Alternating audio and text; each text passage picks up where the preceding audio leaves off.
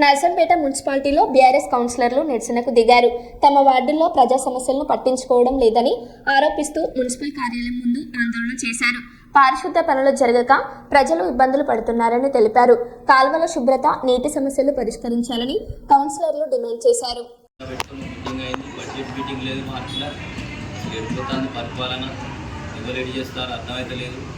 దాని మీదనే మేము కమిషనర్ గారిని 4-5 సార్లు పర్యాయాలు వచ్చి కలవడం జరిగింది. అయినా కూడా స్పందన లేదు. కాబట్టి ఇక్కడ అందరం వచ్చి కౌన్సిలర్లు, బీఆర్ఎస్ కౌన్సిలర్లు అందరం వచ్చి మున్సిపాలిటీ కాడ మరి పత్రికా విలేకరులకు తెలియాలని ఇక్కడ కూర్చోవడం జరిగింది.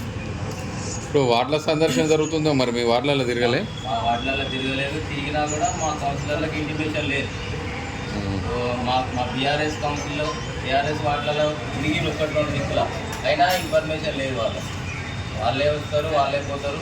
అసలు ఏం చేస్తారో, ఎక్కడ తిరుగుతారో అర్థమవుతలేదు. వాటరు ఎండాకాలంలో మెయిన్గా ఆ వాటర్ సప్లై మీద అసలు ఇంతవరకు అవగాహన లేదు ఎవరికి. ఆ నీళ్లు వస్తలేవో పరిశీలించే దిక్కు లేదు. ఎందుకు వస్తారో, ఎడిపోతారో ఆ చెట్లుగా రోడ్లను చూస్తారు, ఫోటోలు ఇస్తారు.